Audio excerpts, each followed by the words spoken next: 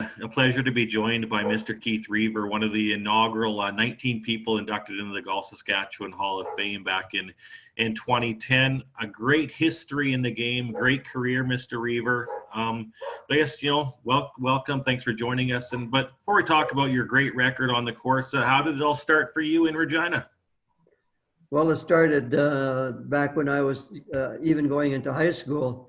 Our family rented a home in Regina, only 5 blocks away from the old Gyro Golf Club, which was a municipal sand greens golf course. And Mom and Dad were working, and I would just walk down there, probably starting about grade 8. And the club pro there was Bob Hitchens at the time, and his wife Jerry had the concession to serve sandwiches. So they were very good to me. I sometimes would spend all day out there. It wasn't that busy, but you learn how to play the chip and run shots on a sand greens golf course. So the success came early. I believe 1955 was the first time you made a name for yourself on the provincial circuit as a junior. Was it just natural for you growing up? I think so. Our family seemed to be fairly athletic. My sister Maureen was on the 1956 Olympic team, so we were quite lucky to have some athletic ability. What was it about the game that kind of grabbed you as a youngster? I'm not sure. It's something that sort of gets into you. You enjoy it, and I was fortunate enough to, I guess, have some skill, and with the practicing I did, it seemed to turn out to be. I was reasonably successful at it. So through your high school days and whatnot, did you go, was there schooling involved, or just turned into a solid amateur? Because I know you're the Saskatchewan champion on 2 different occasions. Yeah, no, in high school, I went to Luther College in Regina, and back in those days, it was more basketball than it was golf. And so after I graduated, then I really got more into the golf part of it. Okay. Obviously, 1964 is a historic year for golf in Saskatchewan, the only Willingdon Cup team to win. You were on that team. Jim Sissons, obviously a fantastic amateur golfer. Ernie Greenlay, for another Regina guy, and Ed Ross, the Hall of Fame inductee as well. What do you remember about winning that championship in just that year and leading up to it and that moment?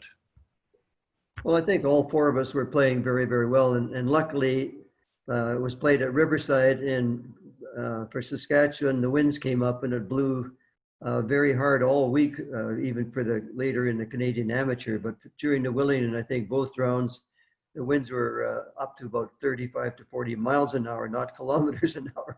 And so we were kind of used to playing in the wind. And I remember after the first round at Riverside, I came in off the 18th hole, and Nick Westlock, who was one of the finest golfers ever in Canada, won a few amateur championships, but he came up to me and he asked me what I shot, and I told him it was 68, and he blustered and said, "How could you possibly shoot 68?" And I said, "What do you shoot, Nick?" He said 69. So it was, but I think he might have, no, he didn't win the Canadian Amateur that year. I think he got into the finals though. But there was a big, very strong team. Pardon? I was just gonna say, yeah, there was a big storm that kind of, took over Riverside a couple of days before, and maybe there was a chance it might not even got to play there, and who knows how that could have changed things. Well, you never know. I think if we hadn't had the win, probably we wouldn't have been lucky enough to win it, but we did, and so we had a good team though. Jim was a good player, Ed Ross was a good player, and at that time Ernie Greenley was a good player as well. So we had a pretty strong team. Do you still keep in touch with those gentlemen? Not really. Unfortunately, Ernie has passed away, as you maybe know, and I haven't seen Jim or Ed for a number of years. Usually, if we go to the Hall of Fame dinner in Saskatoon, we might bump into them, but that's about it. Well, that's not too disappointing. I mean, you meet a lot of people when it comes to golf.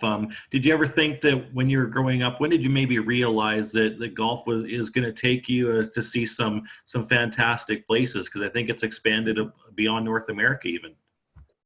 That's right. Well, I don't think I ever envisioned that, Clark. It was more or less, when I became president of the Royal Canadian Golf Association, that's when things really started to open up. And Marianne and I went to the Masters one year, and we went to the British Open, and we took an international team over to Japan. So those are the kinds of things that were great, and very, very fortunate to do that. Yeah, because obviously you got to do a lot of stuff playing, but it was a lot of the administration, and you went in as a player and a builder. You must really love the game, hey? Oh, definitely. It sort of got into my blood, I guess I don't know. It's hard to define it because a person wouldn't commit that many hours and days and months to something unless they really enjoyed it. And certainly, I was fortunate to have Mary Ann's support. Yeah, beside every, there's a strong woman beside every man for his Oh, success, absolutely. for sure. There was some time with Golf Saskatchewan as well. I guess at that time, the Saskatchewan Golf Association, wasn't there? Yes, that's right. It was Saskatchewan Golf Association, and I was president, I think, in '73 or '74, and then I went on to the RCG in '76. What about, away from the course? What did you and Mary Ann do for your lives and now your joy in retirement, I would assume? Well, right now, we still like to play a little bit of golf, and unfortunately, both of us are waiting for hip surgery, so that's slowed us down a little bit. But hopefully, we're going to have that out of the way this year, and we'll get back to golf next year for sure. That's great. You guys still play at the WASC Anna? Is that kind of where you've played most of your golf around the Queen City? Yes, we do. Yeah.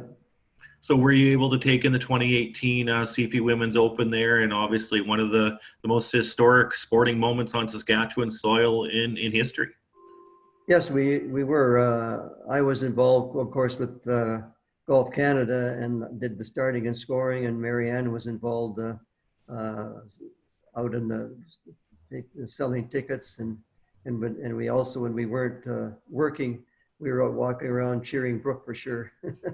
Yeah, it was a great moment. Speaking of the WASC Anna, the last success for the Willingdon Cup team, I think it was the Mid-Am guys, but came in second at the WASC Anna. I'm sure you were around for that too, and a guy you probably know well, Tyler Wright, who would have been a youngster when you were playing a lot of golf, but that was a big moment for that course as well.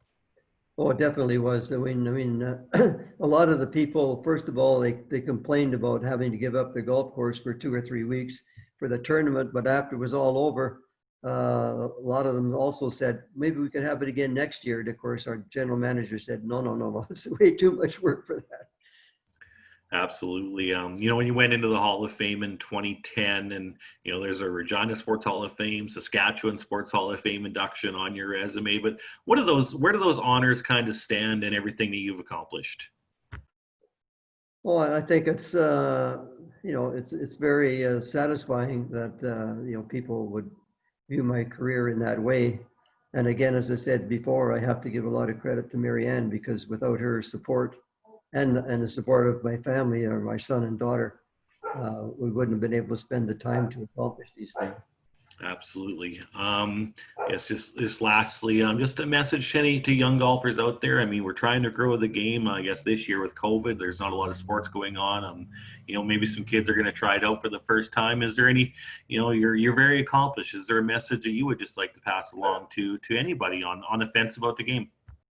Well, I think in order to be successful in any game, and it'll certainly apply to me, and I think it did for Jim and Ed Ross as well, it takes a lot of time and a lot of practice, and you have to really love the game and work at it. Because I know when I was first started, I would probably spend almost all day out at the golf course hitting balls and trying to play different shots and so on. And that's, you don't learn a lot just from playing. You have to get out and practice and learn different ways to play the game.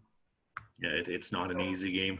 I just want to thank you again for your time here today, Mr. Rever, and congratulations on everything. And hopefully you can get back on the course with your lovely wife as well in the near future. Well, thanks so much. I appreciate it. Just before I go, I should mention one other thing. My sister, Maureen, was on the 56 Olympic team, went to Australia as a sprinter and a jumper.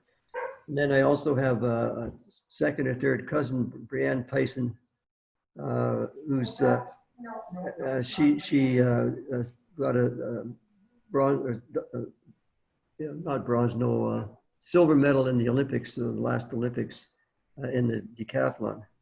So we kind of been lucky that we got some athletic talent in our family. Yeah. Well, I know Brianne well because I live in Humboldt. Oh, okay, good for you. Yeah, so you know her record very, very well. Yeah. Yeah, she actually that's amazing that Yeah, you guys you have that connection. But when I worked at the radio station here after she won her, I think it was bronze, yeah, I think it but was too. Yeah, she brought it into the radio station and yeah, stuff, yeah, and Cal, her parents, is yeah. my little guy's principal. So Yeah. there's some interweaving there for sure. Yeah. Well, Yeah, thanks, one and other, couple Stacy. other people I forgot. Jason Parker, who's our cousin, he medaled in the speed skate in the Olympics. And my cousin, Stacy Singer, also won a number of international championships in baton twirling. So I mean, there's quite an extended family that's been very successful in the athletics field. And the work ethic was obviously there as well. You need that. Yeah, yeah. Again, if there's nothing else, again, one more time, Mr. Rever, congratulations on everything, and thanks for taking the time today. Oh, thanks for touching base, Clark. Appreciate it. Hopefully we meet soon.